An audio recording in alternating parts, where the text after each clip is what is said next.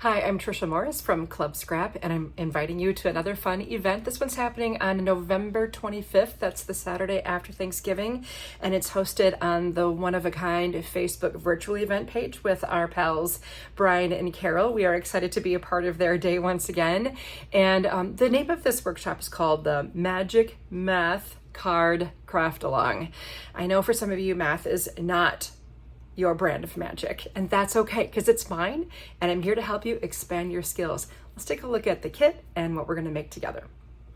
Here is the kit, and these are the cards we're going to be making together. But again, even more importantly than that, you'll be learning the skills or the why to the math that makes these cards so magical. So we'll trim all the papers, leaf the colors together in a distribution process that I'll teach you, use the stamps that come in the kit, the ribbon that comes in the kit. You can even send your cards right away with the envelopes we've included. And we also have the printed instructions right in the collection as well. So you'll always have this handy formula that I've carefully developed for this particular workshop. Now, during this time, we are going to be using more challenging measurements, but nothing worse than an eighth, okay? So we'll be working with eighths quite a bit, and I'm going to explain all the reasons for that as well.